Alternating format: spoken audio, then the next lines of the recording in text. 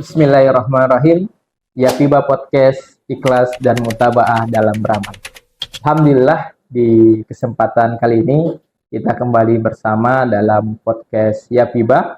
Di kesempatan ini kita akan berbincang santai dengan salah seorang tokoh ya di pondok pesantren yang kita jadikan sebagai orang tua dalam pembinaan di pondok pesantren kita, Pondok Pesantren Baitul Arqam Polinggona.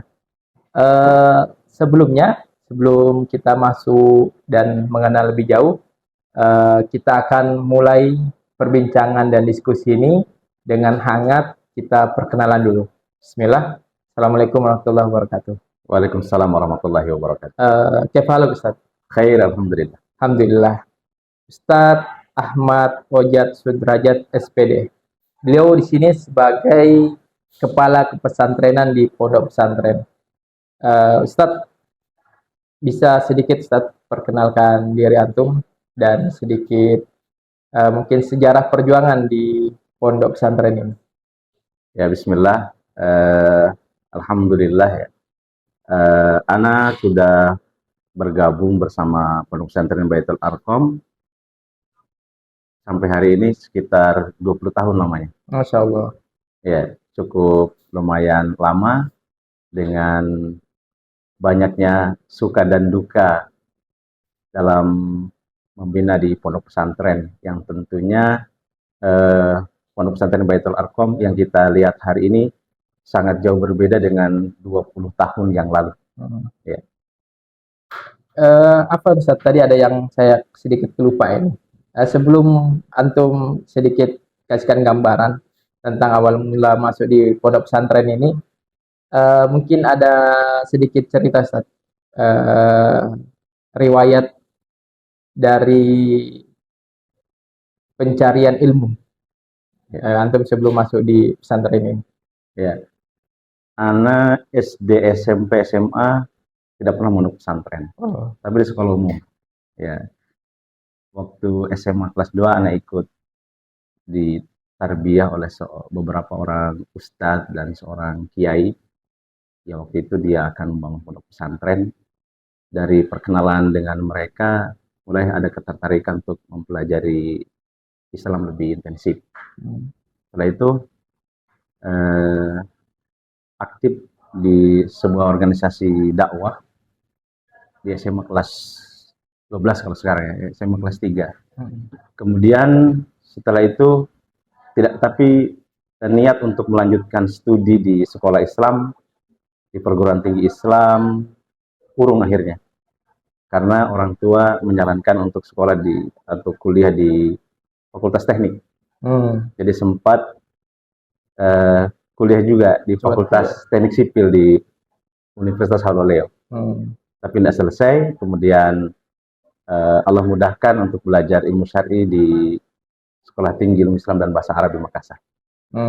Jadi backgroundnya justru awalnya dari umum Ustaz ya? Dari umum. Umum, kemudian ikut-ikut kajian, terus justru malah sempat kuliah di umum juga. Di umum. Itu berapa lama Ustaz kuliah di umum? Tidak lama, tidak sampai 1 semester. Udah sampai 1 semester. Karena perasaan sudah tidak nyaman, karena ada keinginan yang kuat ketika pernah membaca brosur yang menyebutkan dan mengajak untuk studi di perguruan tinggi Islam tersebut.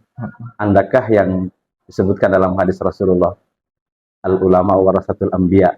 Itu hadis itu yang memotivasi anak untuk untuk lebih intensif belajar Islam. Jadi ada hadis tadi Ustaz ya, motivasi untuk menjadi pewaris Nabi tadi lewat ilmu syar'i. Akhirnya Ustaz masuk di pendidikan tadi di daerah Makassar. Itu apa Ustaz nama sekolahnya? Stiba ya, Sekolah Tinggi Ilmu Islam dan Bahasa Arab. Selama berapa lama di sana? Selama 3 tahun, hanya sampai di takmid. Ya. Setelah lulus dari sana baru langsung kemudian ditugaskan 6 bulan untuk dakwah. Setelah 6 bulan anak kemudian diajak untuk bergabung dan plus menawarkan diri juga untuk gabung di Pondok Pesantren Baitul Arqam. Jadi memang sudah ada niatan mewakafkan diri Ustaz ya di awal. Justru anak yang minta kepada pimpinan, belum kenal waktu itu. Kepada pendiri Pondok Pesantren, Bapak Haji Akif Sumpena Allahu Yarham, anak pernah berkirim surat sama beliau bahwa memperkenalkan diri, sekaligus suatu saat semoga Allah mudahkan bisa ikut berpartisipasi di Pondok Pesantren. Masya Allah. Dan akhirnya itu gabung di Pondok Pesantren Baitul Arqam sekitar 20 tahun yang lalu. 20 tahun, 2004 ya. 2004. Juli 2004. Sekarang Agustus 2024. Ya, pas 20 tahun. Ya. 20 tahun, Masya Allah. 20 tahun. Oke, Ustaz. Setelah sedikit tadi sekilas tentang perjalanan menuntut ilmunya, kemudian masuk di sini, Ustaz. Di awal-awal antum gabung di pesantren ini, kendala-kendala atau perjuangan yang antum rasakan yang sekarang itu jauh berbeda dengan hari ini, itu apa, Ustaz? Waktu itu fasilitas di Baitul Arqam ini sangat terbatas ya, sangat sederhana. Jalan mulai akses masuk ke pondok pesantren dari mulai luar 8 kilo itu rusak berat. Kemudian penerangan listrik belum ada, kemudian signal ya belum ada, apalagi fasilitas internet seperti yang kita rasakan hari ini belum ada. Fasilitas sarana dan prasarana di pesantren juga masih sangat sederhana. Ya, kemudian satu kebanyakan santri juga masih sekitar Polinggona dan Kolaka ya, tidak terlalu jauh, Pemala Kolaka. Belum ada lintas provinsi, apalagi lintas pulau itu belum ada. Ya. Itu dengan fasilitas yang bisa dikatakan mungkin sangat kurang memadai, Ustaz, antum bisa bertahan nih di pesantren ini. Mungkin ada sedikit motivasi, Ustaz, buat jadi pelajaran juga buat kita. Niat dari awal memang bergabung ke pondok pesantren itu ingin mengamalkan ilmu yang kita telah pelajari. Ya, jadi itu motivasi utamanya. Jadi sepertinya tidak fasilitas yang sederhana, yang serba kurang, tidak menjadi penghalang dan pengurang semangat dalam berpartisipasi di pondok pesantren Baitul Arqam ini.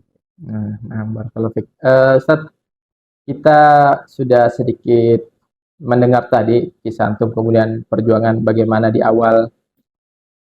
Hari ini, Ustaz, pondok pesantren itu termasuk hal yang mungkin sebagian orang di luar banyak ketakutan, ngomong-ngomong yang menakutkan bagi mereka.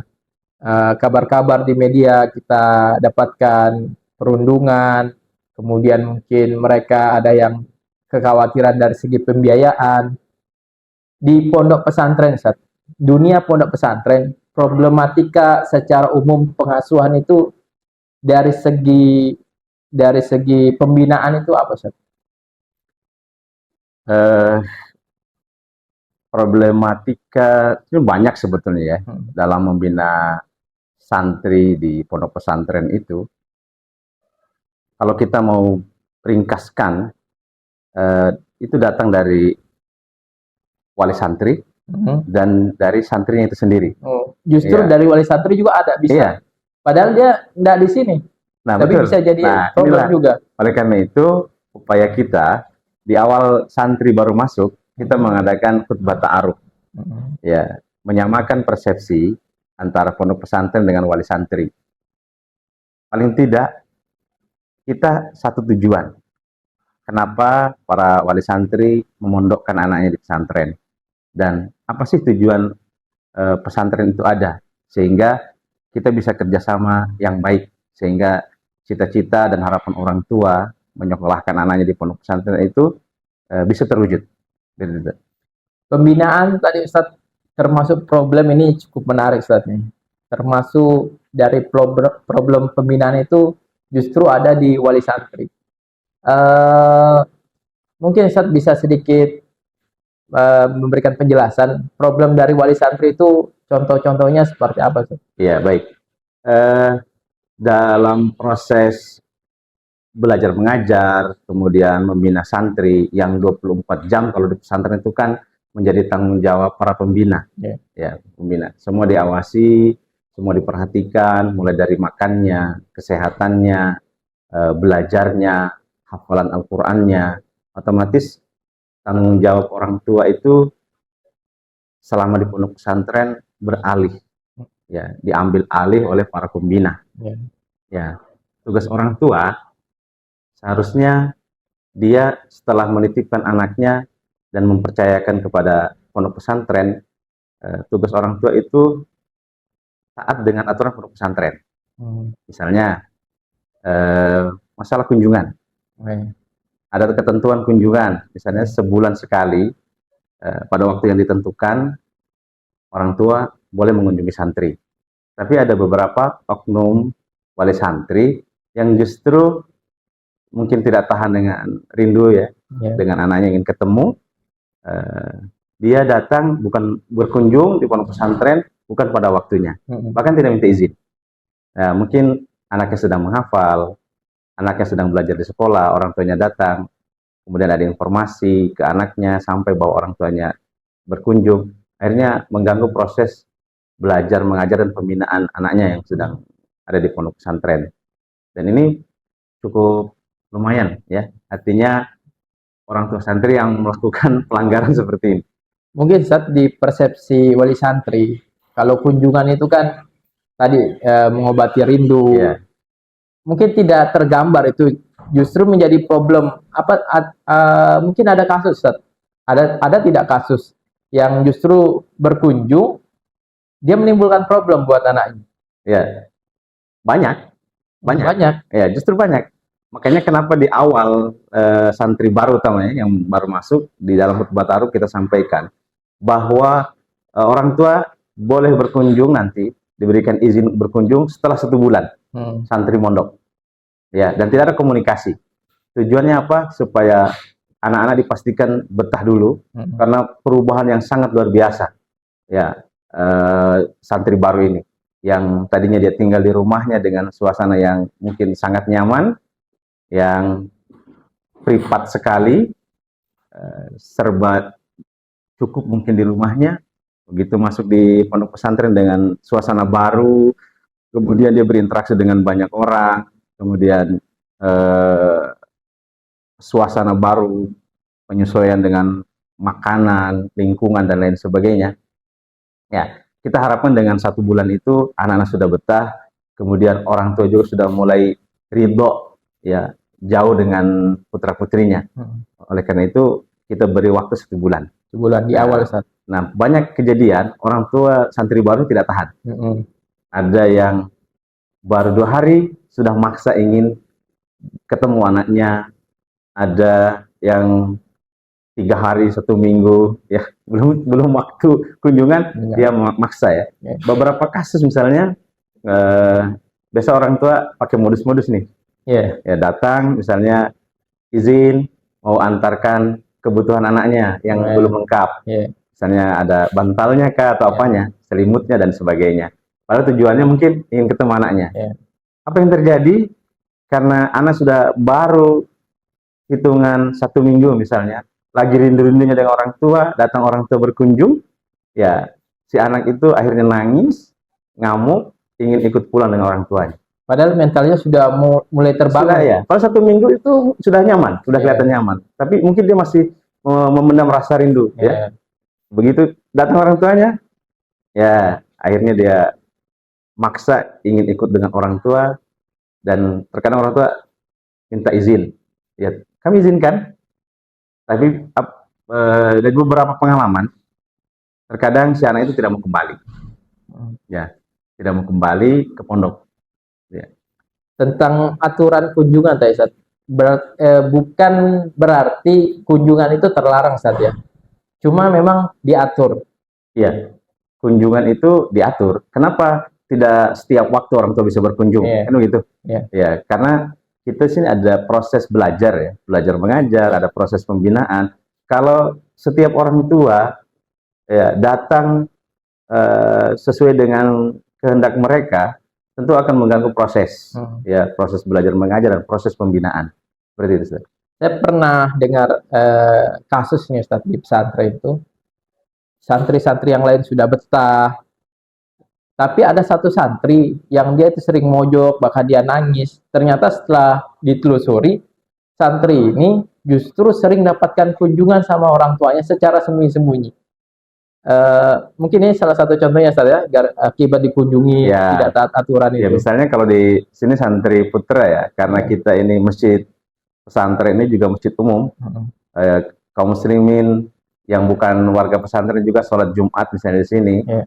Ya, ada beberapa orang tua dijadikan hari Jumat itu ikut sholat Jumat di sini. Padahal mungkin tujuannya ingin ketemu dengan anak. Jadi modus, Ustaz, ya. Modus ya. Ya, tujuannya sholat Jumat, tapi plus ketemu dengan anaknya yang sedang mondok. Nah, ini juga bisa jadi masalah karena setelah dikunjungi kan tidak diajak pulang.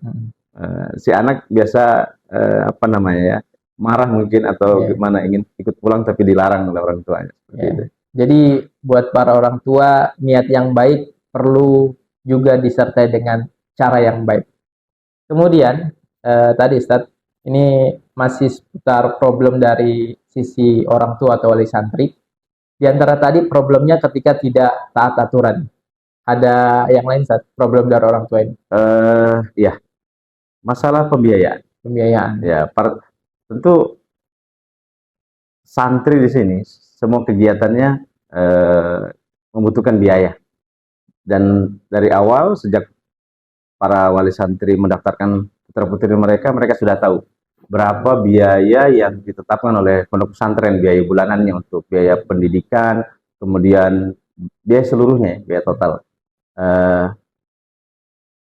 Beberapa orang tua, ya, ada yang tidak menyampaikan kendala kenapa sampai terlambat dan tidak membayar tepat waktu. Bahkan ada yang menunggak sampai 1 tahun, ya, sampai atau 1 tahun lebih, ya kan?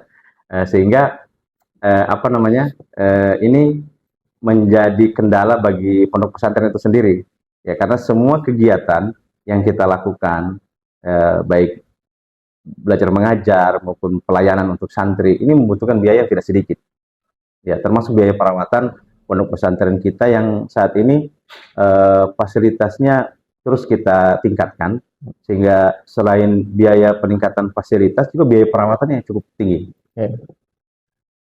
Tadi kita sempat singgung, Ustaz, di awal itu tentang pembiayaan yang mungkin menjadi satu momok yang menakutkan bagi wali santri menyekolahkan anaknya di pondok pesantren.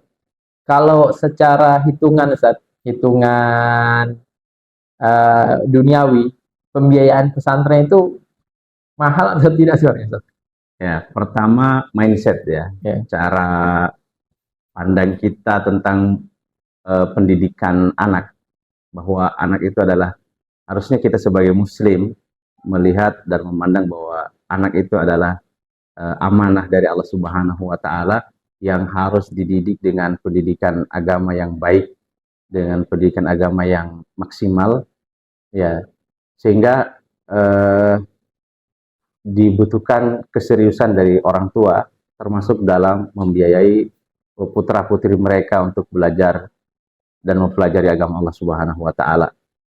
Bisa kita bandingkan, misalnya terkadang orang tua ini kalau untuk membiayai anaknya yang belajar bukan di bidang agama, mereka total ya, mati-matian kalau perlu, ya, ngutang kalau perlu untuk membiayai anaknya.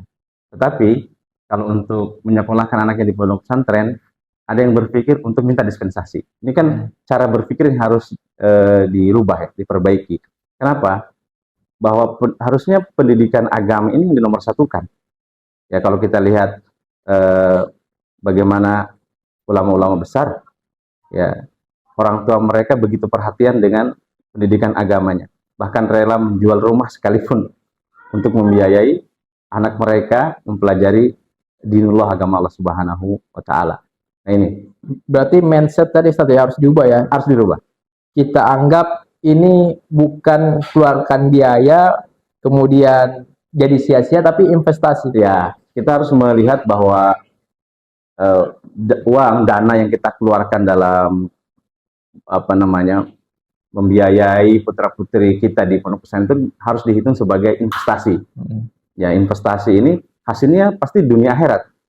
Ya, betapa bahagianya orang tua kalau punya anak yang tumbuh dalam ketaatan kepada Allah Subhanahu wa taala, menjadi putra-putri yang soleh dan saleha di dunia, tentu di akhirat akan lebih memberikan manfaat bagi kedua orang tuanya. Oke, baik. Dari segi tata aturan, kemudian tadi dari segi pembiayaan, problem dari wali santri, Ustaz, dari selain doa ini masih ada. Masalah perizinan, ya, Hmm. tidak sedikit juga orang tua yang memaksakan izin untuk satu hal atau kegiatan-kegiatan yang sebetulnya tidak perlu dimintakan izin. Misalnya ada acara-acara keluarga yang sebetulnya kalau diizinkan sampai 1 minggu, 2 minggu, kan kasihan anaknya. Iya, Dia tertinggal hafalannya, kemudian belajarnya dan lain sebagainya. Dan ini sebenarnya yang rugi bukan pondok pesantren, iya. yang rugi orang tua sendiri. Ya, karena anaknya tidak ikut proses belajar itu selama 1 minggu atau 2 minggu, misalnya bahkan 1 bulan. Ya, Jadi terlalu meremehkan atau menggampangkan perizinan saat ya orang tua. ya Kadang itu jadi, sebagian kecil nah, ya. itu Sebagian. jadi masalah yang mungkin bagi mereka tidak terpikir sampai ke situ, Ustaz. Iya, betul. Karena nanti begini, ketika misalnya 3 tahun belajar untuk sanawiyah, hasilnya akan berbeda dengan mereka yang belajar sempurna, lengkap gitu, Iya. tidak sering izin, dibandingkan dengan santri yang sering izin. Ada kasus misalnya 3 tahun, target hafalannya tidak selesai 2 juz MTS, Iya. bahkan 1 juz pun tidak selesai. Dari Ya, target 2 juz, 1 juz pun 1 juz selesai. pun tidak selesai Selama 3 selama tahun. 3 tahun. Masalahnya sering dimintakan izin. Karena sering Ya, izin. sering izin, sering pulang. Ya, dengan alasan-alasan yang memang harus diizinkan. Iya. Ya kan? Ini masalahnya. Ya. Dari problem orang tua satu wali santri ini, selain 3 tadi masih ada atau sudah cukup di sampai situ? Secara umum 3 hal itulah yang paling apa namanya, yang paling terasa ya ketika kita membina pondok pesantren. Kemudian hal lain yang perlu kami ingatkan kepada para wali santri dimanapun dia memondokkan anaknya, bahwa ketika anak-anak liburan, bahwa pengawasan, kemudian pembinaan itu menjadi tanggung jawab orang tua, bukan menjadi tanggung jawab pembina pondok pesantren. Ya, terkadang kami ini para pembina pondok pesantren merasa bahwa tugas kita itu ibarat mesin cuci ya. Apa itu Ustaz Ya, maksudnya? kayak tukang laundry kita ini. Jadi Ya, pembinaan di pesantren ibaratnya seperti tukang laundry. tukang laundry. Ya. Kenapa Ustaz? Kalau orang tua tidak bisa bekerja sama baik dengan kita, terutama saat libur, masalah pembinaan dan pengawasan. Di sini misalnya di pondok pesantren, bagaimana anak-anak diajarkan sholat 5 waktu, tepat waktu, berjamaah di masjid, kemudian zikirnya, baca Al-Qur'annya, zikir pagi petangnya, adab-adab hariannya, dan lain sebagainya. Ya, semua kita usahakan yang islami. Anak-anak tidak pernah mendengarkan musik misalnya, anak-anak tidak main main game, ya, menonton film-film yang tidak bermanfaat, yang tidak berfaedah. Nah, saat liburan, ya, kalau orang tua yang tidak mau bekerja sama baik dengan kita, tentu dia dalam pengawasan abai, sehingga mungkin si anak itu tidak diperhatikan sholatnya, si santri itu tidak diperhatikan adab-adab hariannya, kemudian tidak diperhatikan lagi murojaah hafalannya, sehingga libur 2 minggu itu apa yang sudah dapatkan 6 bulan terkadang berkurang, bahkan mungkin bisa habis, sehingga nol kembali ya. Jadi kembali ke pesantren, kita cuci lagi. Ibarat pakaian ini kotor, dikembalikan, kita cuci lagi, nanti diambil lagi, setelah bersih kembali kotor lagi. Seperti itu, Ustaz. Ya, jadi ini termasuk problem permasalahan wali santri adalah kurangnya kerjasama kolaborasi dalam pembinaan santri saat liburan. Ya, ada mungkin contoh kasus santri ketika liburan itu kembali ke pondok dalam keadaan tadi kotor, tanda petik itu. Banyak deh, banyak. Misalnya di sini masalah rokok ya. Ya. Kita mengambil pendapat bahwa rokok itu haram. Ya. Sehingga para guru, para ustadz di sini tidak ada satupun yang merokok. Ya. Dan itu yang coba kita tanamkan kepada santri kita bahwa agar mereka tidak merokok. Tapi mungkin di rumah, lingkungan yang dia lihat, atau bahkan mungkin orang terdekat, ayahnya mungkin, kakaknya yang laki-laki merokok. Ya, sehingga pulang kembali ke pondok, terkadang saat diperiksa bekal barang-barang yang dibawa oleh santri, tidak sedikit ditemukan kasus, khususnya di Putra, ini yang bawa rokok. Ya. Itu akibat liburan. Akibat liburan. Ya. Belum kasus-kasus lain ya, problem-problem lain. Banyak sekali kalau mau disebutkan. Oke, baik Ustaz. Ini problem permasalahan dari lingkup wali santri. Kalau permasalahan Ustaz, dari santri itu sendiri. Ya, kalau dari santri, kita mulai dari santri baru dulu. Yang paling banyak problemnya santri baru. Santri baru. Ya, karena pertama suasana baru. Adaptasi dengan lingkungan baru, kemudian suasana belajar yang baru, terutama yang di tingkat sanawiyah yang sebelumnya tidak sekolah di madrasah. Dari SD umum misalnya, tidak madrasah. Bahkan ada yang belum lancar mengaji misalnya, baca Al-Quran. Itu dari problem tersendiri bagi dia. Kemudian yang di aliyah, yang dari SMP, bukan dari madrasah. Ya, dia akan mengalami kesulitan saat belajar mata pelajaran agama, misalnya bahasa Arab. Ya, yang lain sudah materi lanjutan, dia baru memulai dari alif, dari awal. Seperti itu, Tad. Ya, itu jadi. Kemudian masalah lain untuk santri baru, biasanya masalah tidak betah. Kalau tidak betah ini faktornya banyak. Mungkin makanan, ya, penyesuaian. Dia harus butuh penyesuaian dengan makanan yang seragam. Artinya kalau ada 400 santri di sini, maka yang dimakan oleh santri itu adalah makanan yang sama. Tidak bisa request makanan, ya. Ya, jadi itu juga jadi problem bagi santri baru. Kemudian masalah lain, terjadi masalah antar sesama santri baru, ya, karena mereka latar belakangnya beda, ya. Terutama ini pola asuh di rumah, ini sangat mempengaruhi karakter anak. Ya, mungkin ada yang di rumah diasuh dengan asuhan yang baik, ya, orang tuanya kalau bertutur kata lemah lembut, ya, orang tua lain mungkin yang agak keras kalau bicara sama anaknya, ya, memberikan hukumannya adalah hukuman fisik, sehingga ketika mereka berada di satu asrama dengan karakter yang berbeda, ini biasa menimbulkan masalah. Ya, menimbulkan masalah. Kemudian masalah lain untuk santri baru itu masalah kangen. Oleh karena itu tadi kita sampaikan di awal, ya, kenapa kita tetapkan 1 bulan baru boleh ada kunjungan orang tua santri baru ke pondok pesantren bertemu dengan putra-putri mereka. Ya. Tadi termasuk diantara yang menyebabkan tidak betah, Ustaz, makanan. Makanan tadi tidak bisa bayar request. Apakah itu berarti makanan yang disiapkan oleh pihak pondok itu kurang layak atau bagaimana, Ustaz? Ya, alhamdulillah, ya, pondok pesantren kita dengan biaya yang dibayarkan orang tua, kita berusaha menyesuaikan dan terus melakukan peningkatan dari mulai kualitas nasi, misalnya kualitas berasnya, kemudian lauknya. Kalau beberapa pendapat dari orang tua santri yang pernah menyekolahkan anaknya di pondok pesantren lain, ya, membandingkan menu makanan dan santri yang pernah juga mondok di pesantren lain di sanawiyah lanjut aliyah di sini, ya, menurut mereka sih makanan kita ini sangat jauh lebih baik. Lebih baik. Dan mungkin antum sendiri yang pernah mondok, ya, tahu lah, ya. Ya. Saya 4 tahun mondok itu kesehariannya selama 4 tahun tahu tempe.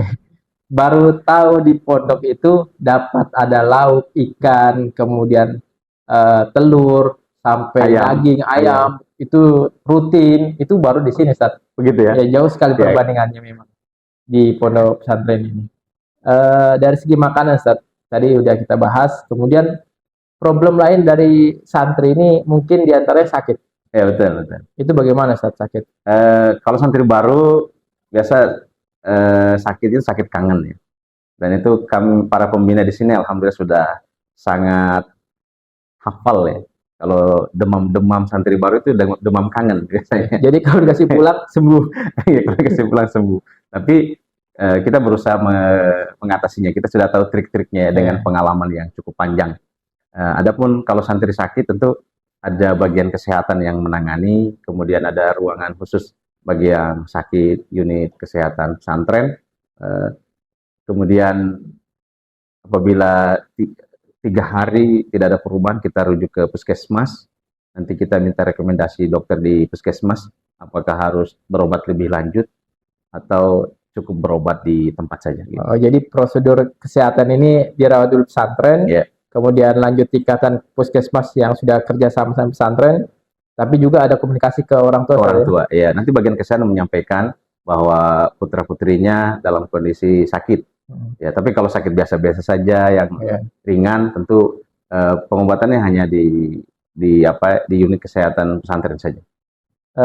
Selanjutnya Ustaz, bagian daripada konflik atau problem di lingkup santri biasanya ada konflik dengan teman baru. Ya, seperti yang kita singgung tadi di awal bahwa memang santri dengan pola asuh yang berbeda di rumah, kemudian lingkungan yang berbeda di kampung atau di tempat asal mereka ini menimbulkan untuk santri baru biasanya. Itu pun tidak untuk madrasah aliyah, jarang terjadi konflik. Yang biasa terjadi konflik itu madrasah sanawiyah. Ya kan, karena dia baru tamat SD, kemudian masih sangat semangat ya, datang dengan egonya masing-masing.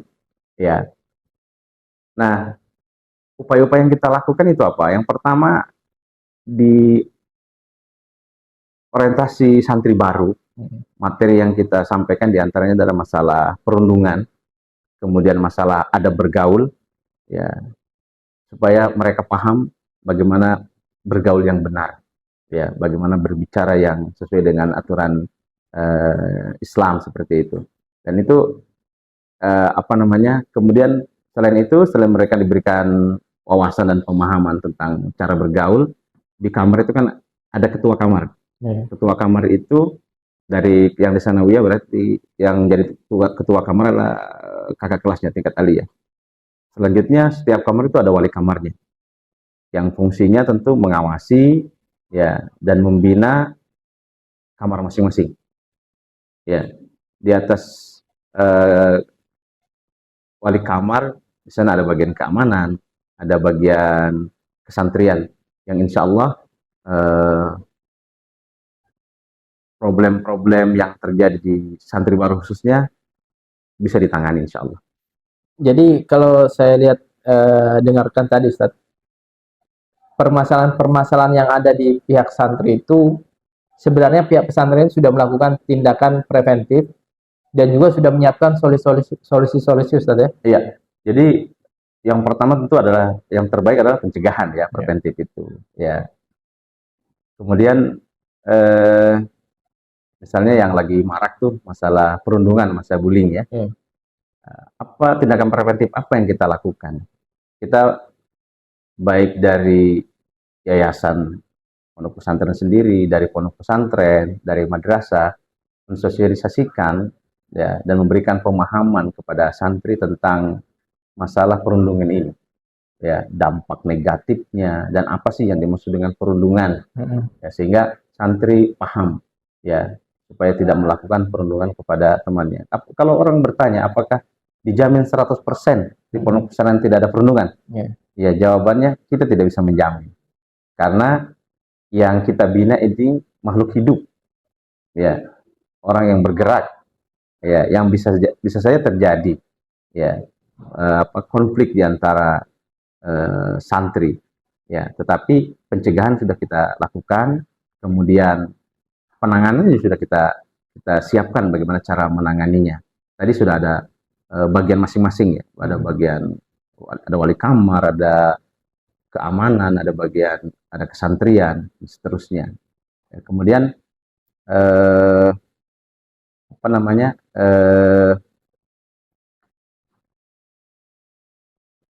kami katakan tadi bahwa tidak 100% Ustaz ya.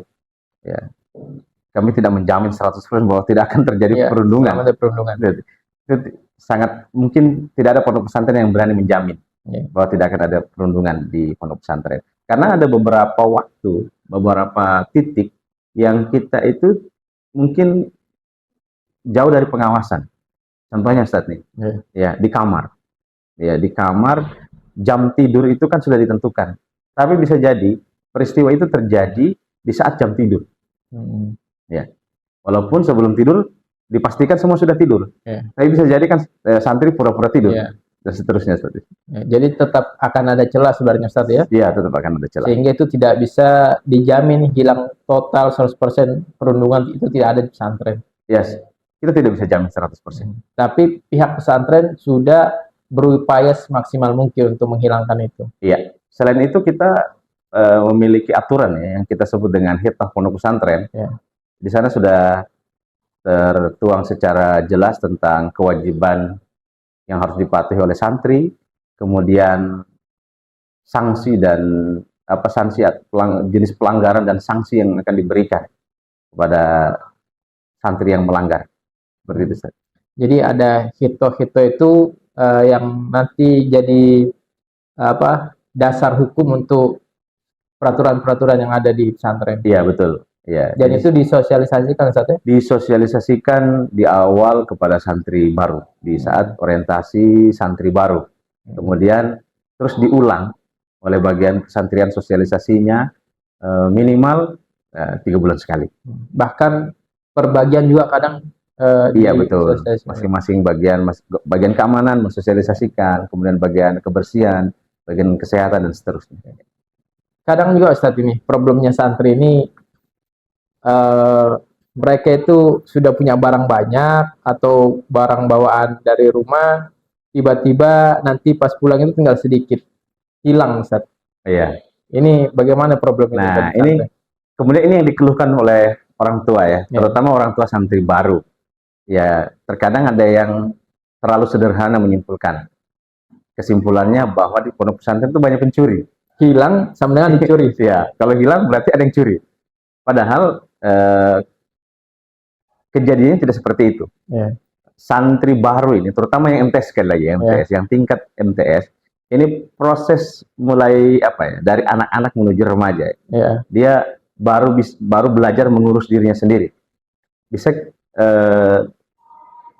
teman-teman melaporkan bahwa di lapangan bola misalnya atau lapangan futsal di sana banyak sendal. Ya, ternyata sendal santri kan, sendal siapa lagi? Tapi laporan ke orang tua kalau ditanya mana sendalnya, hilang. Ada yang curi, ya kan? Paling mudah untuk menyampaikan ke orang tua bahwa hilang, ada yang curi.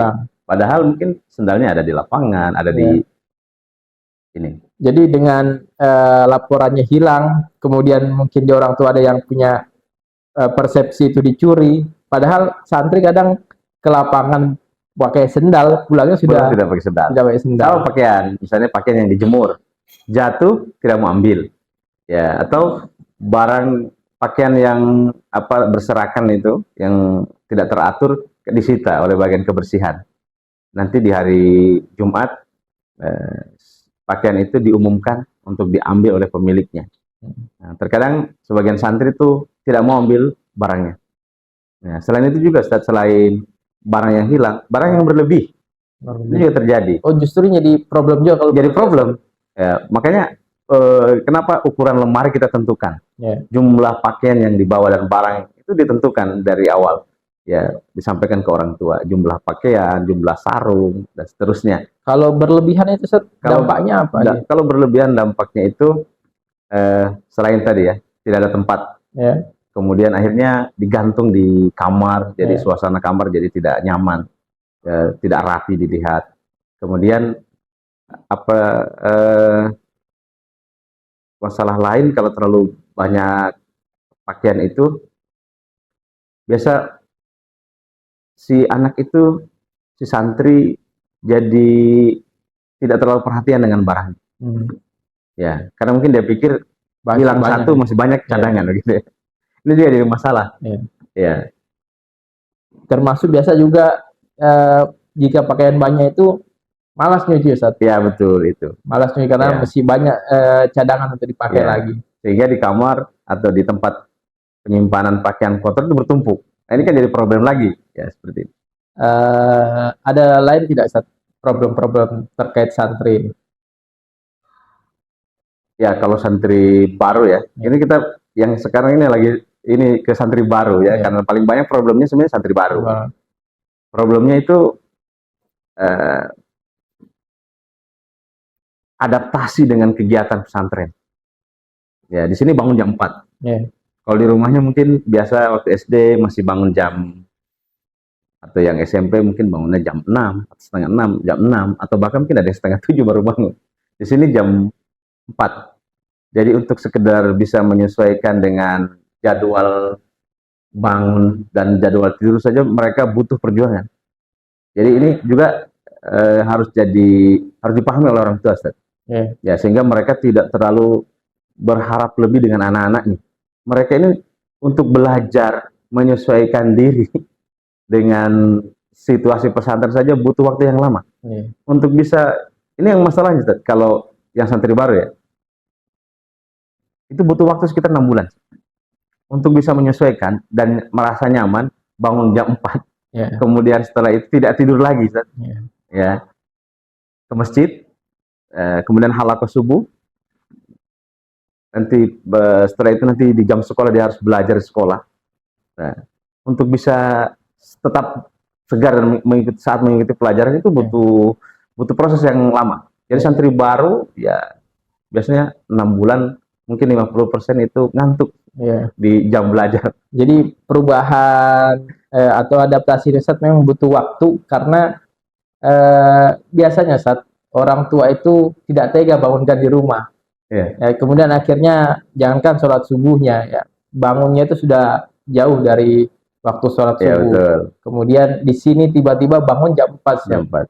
Jam 4 itu tadi akhirnya itu yang kebiasaan-kebiasaan yang di rumah sebelumnya agak berat untuk dilakukan di sini. Ya itu tadi ya, jadi untuk mengubah kebiasaan ya, itu memang butuh proses. Misalnya budaya antri, Ya.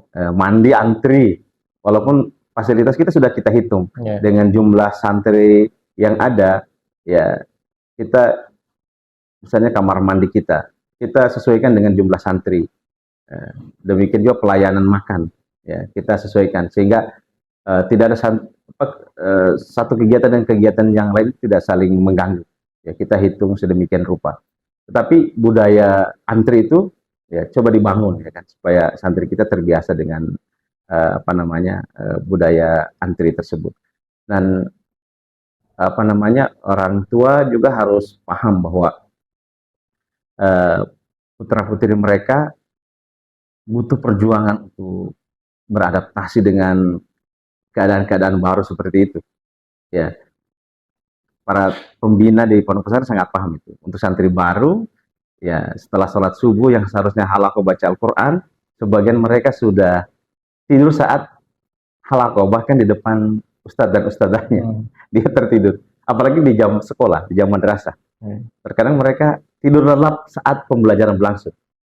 Ya. Tapi itu gimana ustadz atau pembina menghadapi itu? Ya. Apakah dibiarkan saja atau tentu tidak dibiarkan, Ustaz ya. Ya mungkin juga ada kita kembali dulu, Ustaz, ini mungkin ada orang tuh yang atau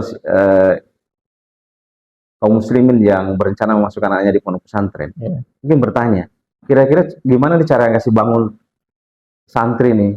Yang apakah kayak biasa video-video yang disiram atau dipukul gitu ya? Dan alhamdulillah pembina kita sudah cukup pengalaman dalam membina santri sehingga apa yang dikhawatirkan orang tua membangunkan anaknya dengan disiram atau dipukul dan sebagainya atau di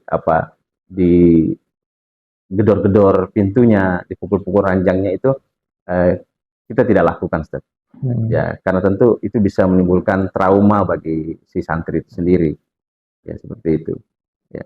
Tadi antum juga sempat nyinggung saat ini tentang ekspektasi orang tua. Mungkin ini juga bagian dari problem santri lama. Ketika memasukkan anaknya ke pesantren itu sudah punya ekspektasi yang tinggi. Pokoknya pesantren keluar bersih, bagus, soleh, hafal Quran. Iya. Itu bagaimana, Ustaz? Ada orang tua pernah bertanya, Ya. Ustaz, kira-kira kalau anak saya kasih masuk di pondok pesantren, eh, jadi baik tidak? Apa kami jawab? Ya, bahwa kami tidak bisa menjamin Ya. ya bahwa anak yang dikasih masuk pondok pesantren itu baik langsung menjadi orang baik. Karena itu adalah hidayah dari Allah Subhanahu wa taala. Tugas kami itu ya berusaha. Tugas kami berusaha maksimal dengan upaya-upaya yang terus kami tingkatkan ya untuk meningkatkan pelayanan terhadap santri sehingga apa yang menjadi tujuan orang tua dan santri itu bisa tercapai. Seperti yang antum tanyakan tadi masalah ekspektasi orang tua terhadap anaknya. Nah, ini juga memang jadi problem, Ustaz. Ya. Ya. Nah, ini yang harus dipahami oleh orang tua. Ya. Harusnya orang tua juga tahu siapa anaknya. Ya. Ya. Misalnya nih, Ustaz. Di sini ada program kelas yang tahfidz Ya. dan yang non tahfidz.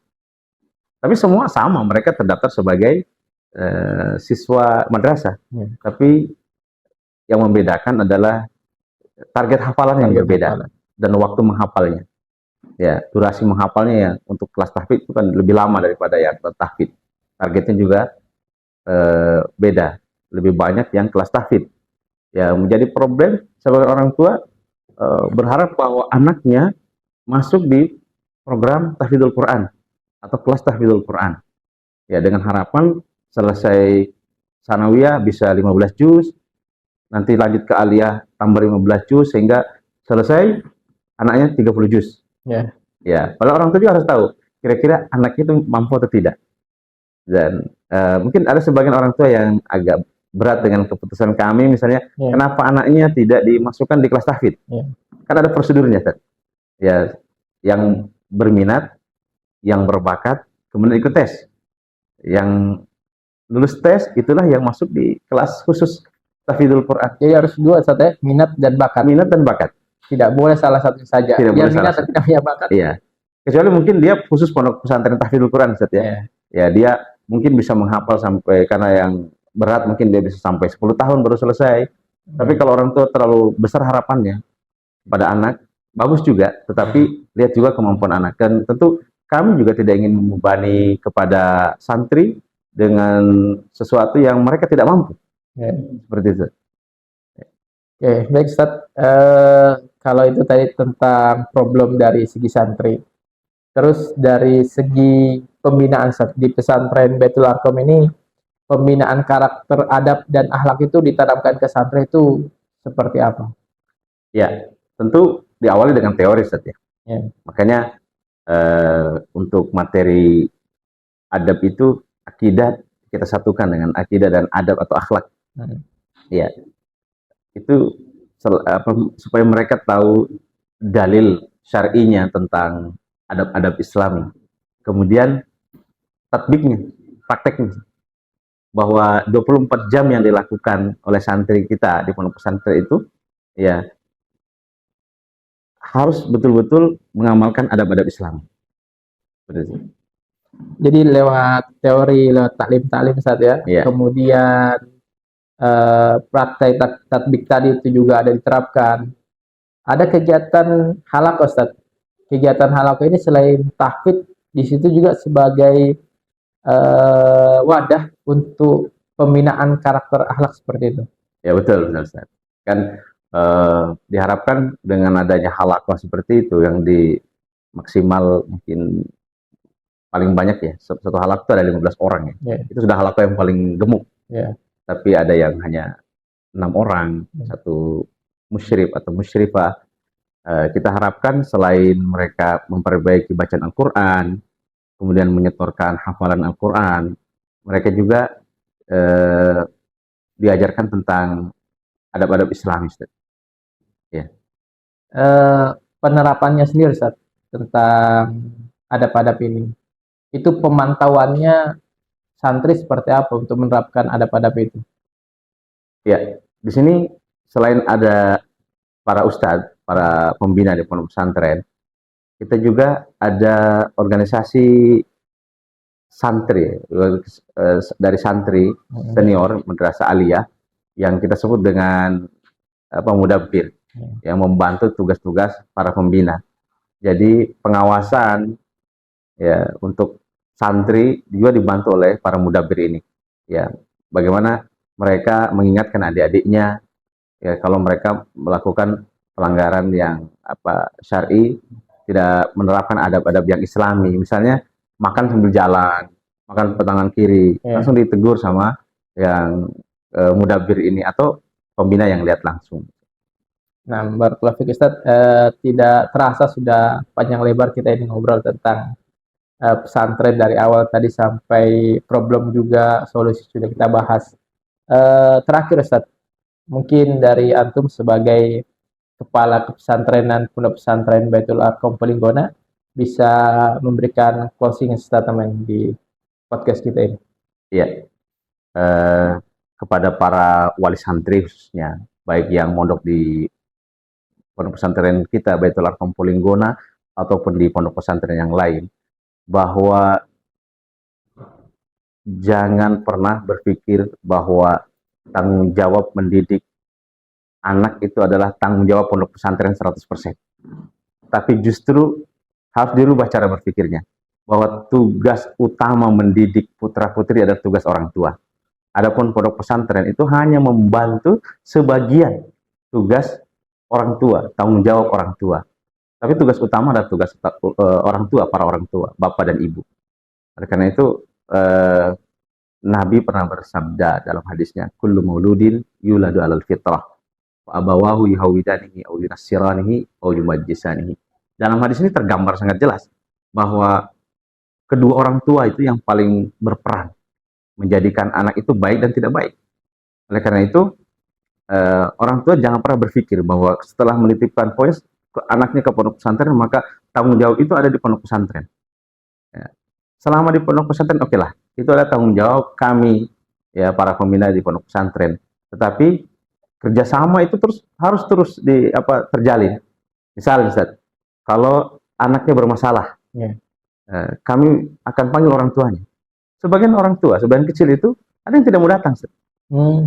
Ya, padahal kami akan komunikasikan permasalahannya. Kita cari solusi sama-sama. Ya, apa yang terbaik buat anaknya. Ya. Nanti anaknya melanggar lagi dan harus dikeluarkan menurut aturan, nanti orang tuanya baru keberatan. Kenapa anaknya harus dikeluarkan? Ya. Jadi jangan pernah berpikir orang tua bahwa dia hanya cukup dengan membayar uang bulanan, kemudian selesai segala urusan dengan anaknya. Ya. Tidak. Tugas orang tua bukan hanya sekedar mencarikan uang untuk membiayai anaknya di pondok pesantren. Tetapi pembinaan dan membina juga itu tanggung jawab orang tua. Terutama saat santri libur. Gitu. Nah, barakallahu fiikum Ustaz. Ini bincang-bincang kita terkait kepesantrenan bersama Kepala Pesantren Ustaz Ahmad Ojad Sudrajat Hafizullah Ta'ala, dan kami ucapkan jazakallahu khairan Ustaz atas waktu dan pencerahan yang telah diberikan. Kita ucapkan sekian. Wassalamualaikum warahmatullahi wabarakatuh. Waalaikumsalam.